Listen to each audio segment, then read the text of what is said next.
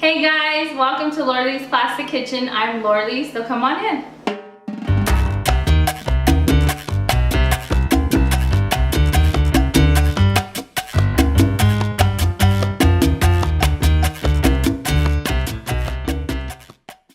Hey guys, welcome to Lorley's Plastic Kitchen.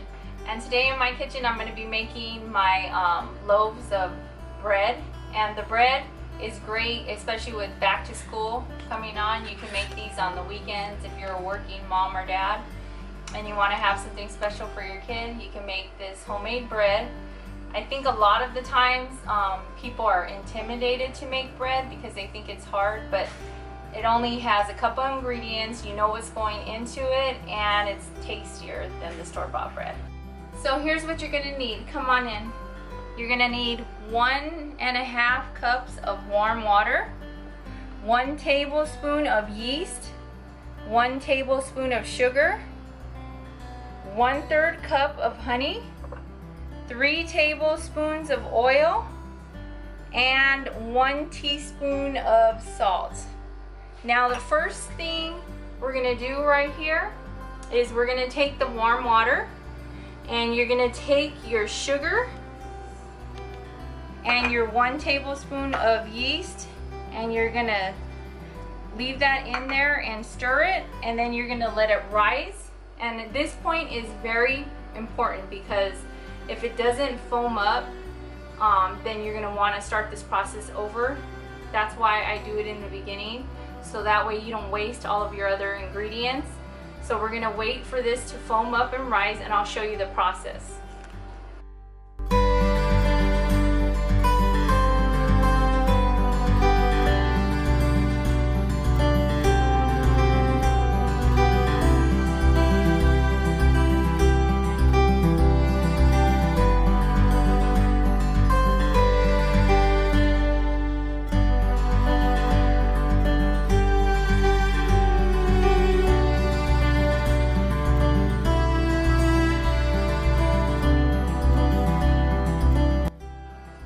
So now that we waited for our yeast to activate, this is how it's going to look and how you want it to look. See how it's kind of foamy and frothy in there? That's how you want it. So once we have this at this point, we're going to add it to our mixer and just get all those little goodies in there, because you want to make sure the yeast feeds off of that sugar. And then we're going to also put our 1/3 cup of honey in. And a little trick on this is, what I do is I take like a spray oil and I spray it first. That way it can get all of the honey or most of it out instead of it being clumpy. And here's my 3 tablespoons of oil. And now I'm going to add my flour. I'm going to add 2 cups at this point, and then I'm going to add my salt. It's just something that I've always done. Here's 1. Okay, I think this 2, and then my teaspoon of salt, and then I'm going to give it a quick mix to see where we're at.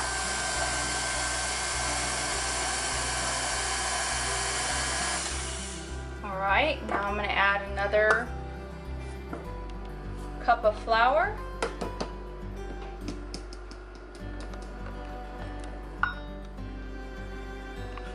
And mix it. Because at this point you can tell if it's going to need more flour. That's 3 cups right there. But see how it's coming together?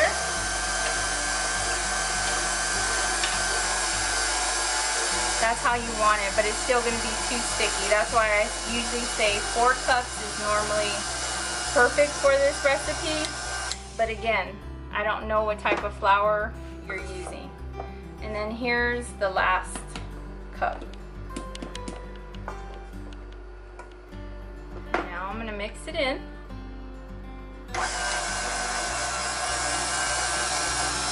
What's nice about this recipe is you know what is going into your bread. At the stores they add a lot of preservatives in there, and then you know what you're feeding your family, and that's nice because that way you can give them something healthier. I've also done this where I've done half and half wheat flour, so you can alternate that as well. But see how it's coming now together against the sides like that? That's what you want. You want it to pull away from the sides. Now we're going to bump it up, and I'm going to knead this for about 5 minutes.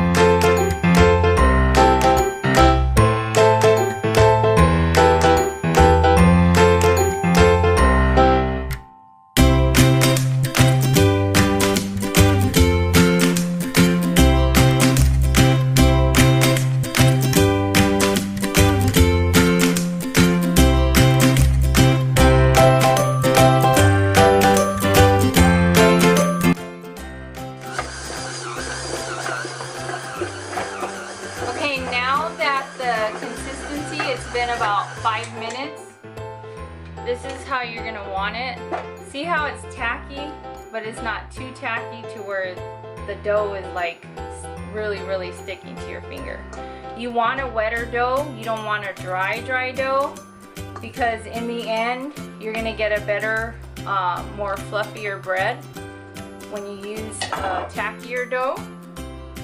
So now you're gonna take your dough ball, and you're gonna kind of pull it into a ball. And what I like to do at this point is I like to take some oil and grease whatever bowl you're gonna put it in. What I like to do is put oil down first, and this is my little trick. I spin it and then I rub it. That way when it rises, it won't stick to the sides, and it'll be easier and pliable to get out. So now I'm gonna wash my hands. So now that my hands are clean, I'm gonna cover it. You can cover it with saran wrap or a towel, but what I like to do is I like to put these little cover-ups. I get these at the Dollar Tree. I mean, they're really cheap, and there's 20 that come in here. And they normally fit over different sizes of bowls, just like that. And I put it up. Now the hardest thing about this recipe is having to wait. So you have to have patience, but in the end it'll be worth it. Like I said, just go ahead and do it on a weekend that you have free if you don't have the time, but it'll be well worth it in the end. So now what I like to do is another trick of mine. I like to put it in the microwave. Don't turn the microwave on, but just go ahead and put it in the microwave. That way there's no air that goes in there. So now I'm going to place this in my microwave and wait for about an hour and an hour and a half for it to double in size. Now that it's been about an hour of rising, this is how it's going to look, double in size. And see all those air pockets? That's how you want it. You're just going to deflate it when you take it out of your bowl, and you're going to want to place it on a counter. Now what I do is, this makes 2 loaves, so I kind of push it down a little bit, and I want to make sure I cut it kind of evenly down the middle. And see, this is the consistency you're going to want for your dough. Not too tacky, but it's like not hard or dry. I just fold my 2 ends in, and I kind of like pinch the bottom. You just want to kind of form a bread looking mold or shape, and then I flip it over and I just push it together and smash it down, because you don't want no air bubbles coming up. And now I'm gonna take my pans, any loaf pans. I have these glass ones, but any loaf pans you have, you want to make sure you spray it so when it's done coming out of the oven, you're not gonna have it having any trouble pulling it out. It's gonna come out easy. So now that this one's formed, I'm gonna plop it in here, just like so. You can push it down and form it more to the pan if you want. Now I'm gonna do my next one.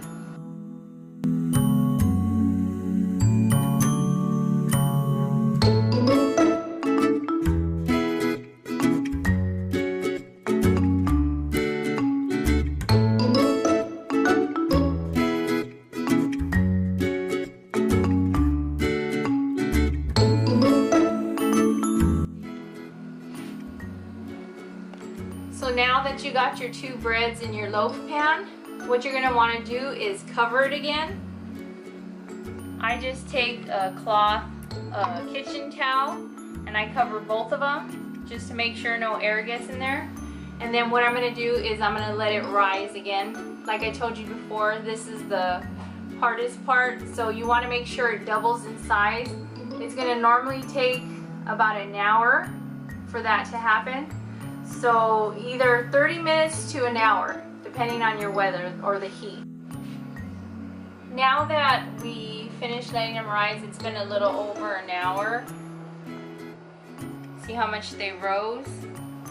But again, the process is going to depend on your weather or the heat in your home. So just, you know, be patient as far as that. So now, during the process of it rising on this point, we preheated the oven to 350, and now what I'm going to do is I'm going to take them and put them in the oven for about 20 to 25 minutes or until done. And in the oven they will get bigger, and I'll show you that when they're done. So now, time for those little bundles of fluff to cook. Now it's been about 25 minutes. I'm going to pull them out of the oven. And so, look at that. See? That's a perfect loaf of bread. And if you're wondering, the other two loaves I have in there, those are my husband's jalapeno bread, special request. Hear that noise? I don't know if you could hear it. If it sounds kind of hollow, that means your bread is ready.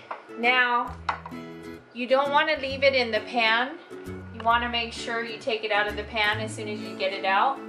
It's going to be a little tricky. You just flip, but it should come out easily, just like that. And then you're going to turn it over on a rack. If you have some kind of rack, be sure to place them on there, because that's not going to keep the moisture in. So I would advise you to put it on a rack so it can cool evenly. And now I'm going to take my other one out. Same trick. There it goes. Now if it doesn't come out perfect the first time, don't be so hard on yourself. Bread is tricky, but not too tricky. Don't be scared to try it.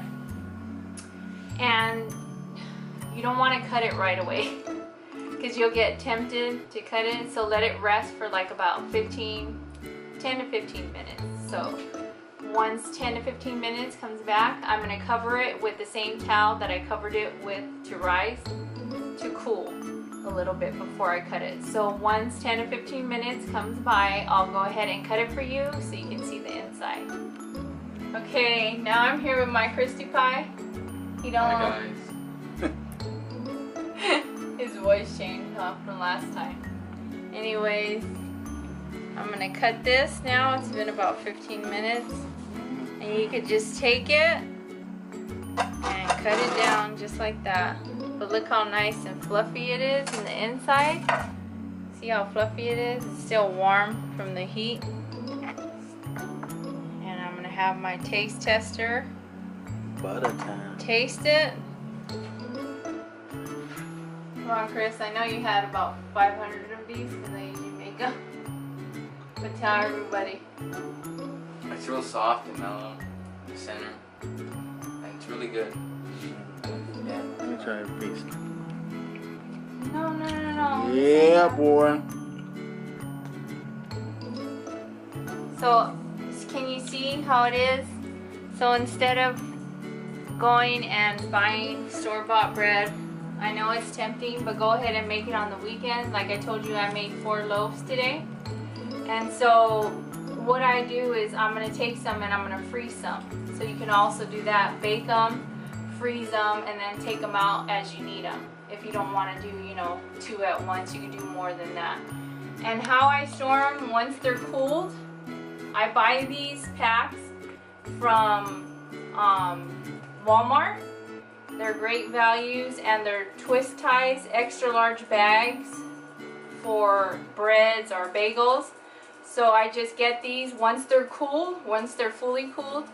I put them in the bag, twist tie them, and use them. And then I slice them as I need them. Don't forget to like, comment, and subscribe to Lorelai's Classic Kitchen for more of these recipes. Have a blessed day.